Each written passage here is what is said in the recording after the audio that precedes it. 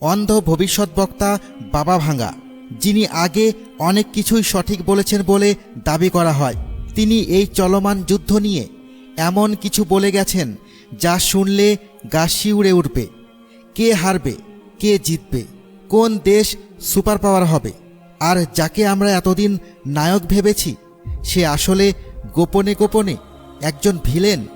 তবে একটা কথা পরিষ্কার বলে নিই, আর আমরা মুসলমান হিসেবে ভবিষ্যতের একমাত্র জ্ঞান রাখেন মহান আল্লাহ, আর আমরা কেবল তার ও তার রাসূল সাল্লাল্লাহু আলাইহি ওয়াসাল্লামের বাণীতেই বিশ্বাস রাখি। বাবা ভাঙ্গার কথা বিশ্বাস করার জন্য নয়, তবে বাবা ভাঙ্গা কি বলে গেছেন সেটা আমরা জানতেই পারি। তাহলে চলুন জেনে নিই।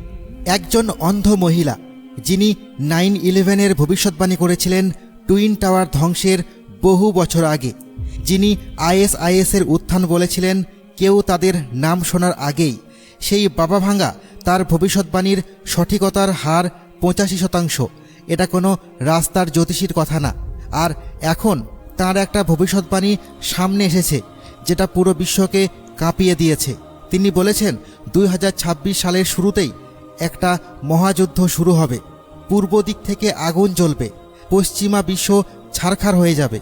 আর সবচেয়ে চাঞ্চল্যকর ব্যাপার হলো এই ধ্বংসের পর একটা দেশ সুপার পাওয়ার হিসেবে মাথা তুলে দাঁড়াবে। কোন দেশ সেটা বলবো, কিন্তু তার আগে জানতে হবে কেন এই ভবিষ্যৎবাণী আজকের বাস্তবতার সাথে এতটা ভয়ঙ্করভাবে মিলে যাচ্ছে। আজকে আমরা 3টা জিনিস দেখাবো, কিভাবে এই যুদ্ধের প্রতিটা লক্ষণ এই মুহূর্তে দৃশ্যমান, কিভাবে ইউরোপ এমনভাবে ভেঙে পড়বে যা কেউ কল্পনাও করতে পারছে না, আর সবশেষে কোন দেশ এই সব কিছুর পর বিশ্বের নতুন মালিক হয়ে উঠবে। বুলগেরিয়ার এই অন্ধ মহিলা বাবা ভাঙ্গা এখন আর পৃথিবীতে নেই, কিন্তু তার রেখে যাওয়া কথাগুলো আজও মানুষকে তাড়া করে বেড়ায়। কারণ একটাই, তার বলা ভবিষ্যৎবাণীগুলো বারবার সত্যি হয়েছে। মানুষ তার কথাকে নিছক কুসংস্কার মনে করে না, বরং বিশ্ব পরিস্থিতির আলোকে তার কথাগুলো বিশ্লেষণ করে। এবার ভবিষ্যৎবাণীটা মনোযোগ দিয়ে শুনুন। তিনি বলেছেন যুদ্ধ শুরু হবে পূর্ব থেকে। পূর্ব থেকে শুনে আপনার মনে প্রথম কোন জায়গার নাম আসে? মধ্যপ্রাচ্য? ঠিক। আর এখানেই ব্যাপারটা গায়ে কাটা দেওয়ার মতো হয়ে যায়। এই মুহূর্তে মধ্যপ্রাচ্য পৃথিবীর সবচেয়ে উত্তপ্ত অঞ্চল। এক পাশে আমেরিকা, বিশ্বের একমাত্র সুপার পাওয়ার, অন্য পাশে ইরান, আঞ্চলিক শক্তি যে মাথা নোয়াতে রাজি না। দুই পক্ষের মধ্যে উত্তেজনা চরম সীমায় পৌঁছে গেছে। কিন্তু এটা তো সবাই জানে। যেটা সবাই জানে না সেটা হলো এই মুহূর্তে সমুদ্রে যুদ্ধজাহাজ টহল দিচ্ছে, আকাশে যুদ্ধ বিমান চক্কর দিচ্ছে, আধুনিকতম মিসাইল সিস্টেম প্রতিটা মুহূর্তে হামলার জন্য তৈরি অবস্থায় আছে। এগুলো ঠিক সেই লক্ষণ যা ভবিষ্যৎবাণীতে বলা হয়েছিল। আমেরিকা আর ইরানের শত্রুতা নতুন কিছু না, কিন্তু সাম্প্রতিক বছরগুলোতে এতে যে তীব্রতা এসেছে সেটা অভূতপূর্ব। অর্থনৈতিক নিষেধাজ্ঞা, কূটনৈতিক বয়কট, একে অপরের মিত্রদের উপর আক্রমণ। এই অঞ্চলটা এখন আক্ষরিক অর্থেই একটা বারুদের স্তূপ। এখন একটু ভাবুন, এই বারুদের স্তূপে যদি একটা ছোট্ট স্ফুলিঙ্গ পড়ে, কোনো একটা পক্ষের একটা ছোট্ট ভুল, একটা সীমা অতিক্রম, তাহলে এই বারুদের স্তূপ এমন বিস্ফোরণে ফাটবে যার আওয়াজ পুরো পৃথিবী শুনবে। কিন্তু এখানেই শেষ না, এখানেই আসল ভয়ঙ্কর ব্যাপারটা শুরু। মধ্যপ্রাচ্যে আগুন লাগলে সেটা শুধু সেই অঞ্চলের মধ্যে সীমাবদ্ধ থাকে না। তেলের সরবরাহ বন্ধ হয়ে যাবে, বিশ্ব বাণিজ্য পঙ্গু হয়ে পড়বে, পৃথিবীর প্রতিটা দেশ বাধ্য হবে একটা পক্ষ বেছে নিতে।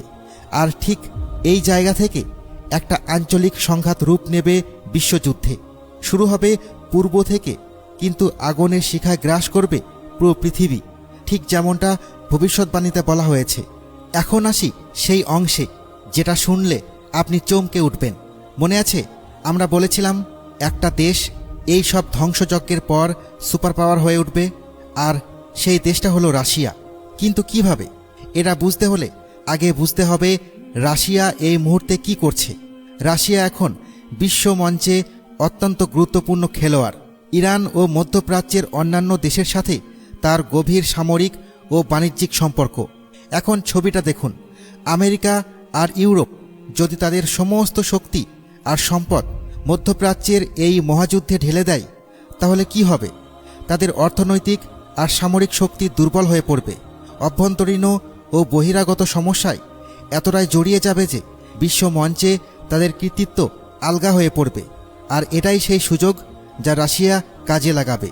একটা কথা মনে রাখা দরকার, যখন আপনার প্রতিপক্ষরা নিজেদের মধ্যে লড়াই করে দুর্বল হচ্ছে, তখন বুদ্ধিমান শক্তিরা নিজেদের মজবুত করতে ব্যস্ত থাকে। রাশিয়া এই যুদ্ধ থেকে সরাসরি দূর থেকে শুধুমাত্র মিত্রদের গোপনে সাহায্য করে নিজের শক্তি সংরক্ষণ করবে।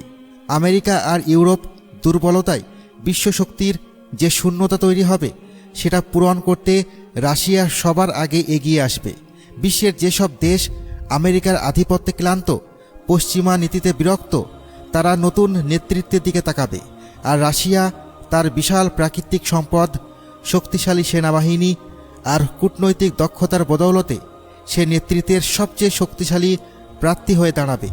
ভবিষ্যৎবাণী আর বর্তমান রাজনৈতিক দাবার চালগুলো হুবহু একই দিকে ইঙ্গিত করছে। কিন্তু থামুন, এতক্ষণ যেটা বললাম সেটা ছবির অর্ধেক, বাকি অর্ধেকটা আরও ভয়ঙ্কর। মনে আছে ভবিষ্যৎবাণীতে বলা হয়েছিল ইউরোপ ধ্বংস হয়ে যাবে। এখন প্রশ্ন হলো, যুদ্ধ যদি মধ্যপ্রাচ্যে হয়, আমেরিকা আর ইরানের মধ্যে হয়, তাহলে ইউরোপ কেন ধ্বংস হবে? এই প্রশ্নের উত্তরটাই সবচেয়ে ভয়াবহ। প্রথমত, ইউরোপ আমেরিকার সবচেয়ে বড় মিত্র। আমেরিকা যদি কোনো বড় যুদ্ধে জড়ায়, ইউরোপীয় দেশগুলো বাধ্য হবে কোনো না কোনোভাবে সেই যুদ্ধে অংশ নিতে। চুক্তি আছে, বাধ্যবাধকতা আছে।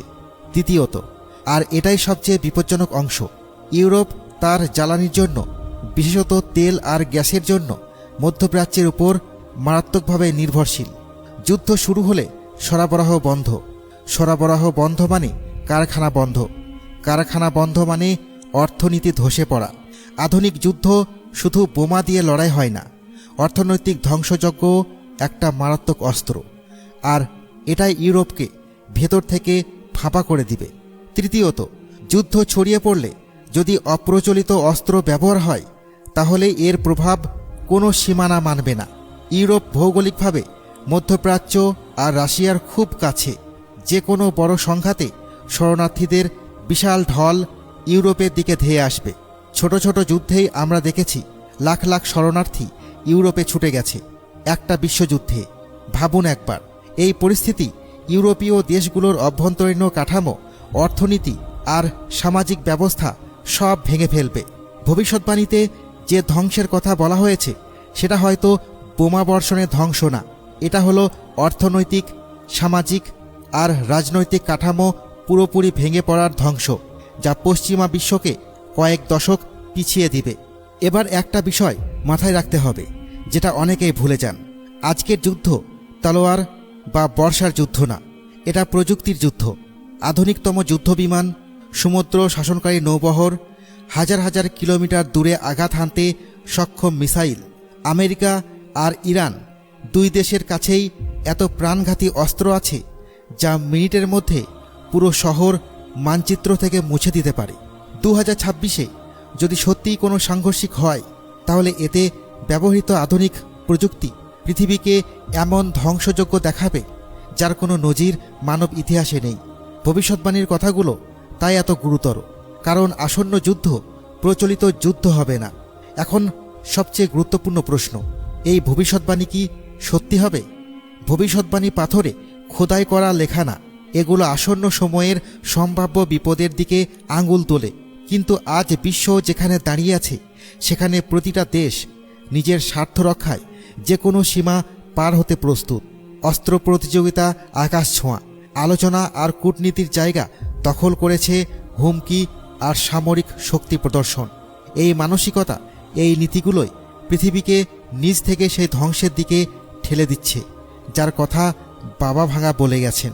বিশ্ব নেতারা যদি সময় থাকতে জ্ঞান না ফেরান, বিরোধ শান্তিপূর্ণভাবে সমাধানের আন্তরিক চেষ্টা না করেন, তাহলে এই ভবিষ্যৎবাণী একটা তিক্ত বাস্তবতা হয়ে আমাদের দরজায় কড়া নাড়বে। তাহলে পুরো ছবিটা দাঁড়াচ্ছে এরকম, আমরা ইতিহাসের এক অত্যন্ত সংবেদনশীল মোড়ে দাঁড়িয়ে আছি। 2026-এর এখন প্রথম দিকে বিশ্বজুড়ে ঘটনাগুলো এই আশঙ্কাকে প্রতিদিন জোরদার করছে। মধ্যপ্রাচ্যের টকবগে লাভা, পশ্চিমা বিশ্বের অর্থনৈতিক ও রাজনৈতিক অস্থিরতা, রাশিয়ার নীরব কিন্তু পরিকল্পিত কৌশল সবকিছুই একটাই দিকে ইশারা করছে, বিশ্বের ক্ষমতার ভারসাম্য অত্যন্ত দ্রুত বদলে যেতে চলেছে। আর পরিণতি দুটোর একটা হবে। হয় মানবজাতি সময় থাকতে সচেতন হবে, নেতারা যুদ্ধের বদলে শান্তি বেছে নেবেন, আর এই মহাবিপর্যয় থেকে পৃথিবী রক্ষা পাবে, নয়তো বাবা ভাঙার ভবিষ্যৎবাণী হুবহু সত্যি হবে। পূর্ব দিক থেকে যুদ্ধ শুরু হয়ে ইউরোপ ভেঙে পড়বে, পশ্চিমা বিশ্ব কয়েক দশক পিছিয়ে যাবে, আর রাশিয়া বিশ্বের নতুন সুপার পাওয়ার হিসেবে মাথা তুলে দাঁড়াবে। পৃথিবী প্রবেশ করবে এক সম্পূর্ণ নতুন আর ভয়াবহ অধ্যায়ে। আমরা এই ভবিষ্যৎবাণী বিশ্বাস করি বা না করি, চারপাশের বাস্তবতা থেকে চোখ ফেরানোর সুযোগ নেই। সময় উত্তর দেবে মানবজাতি নিজেকে বাঁচাতে পারবে কিনা।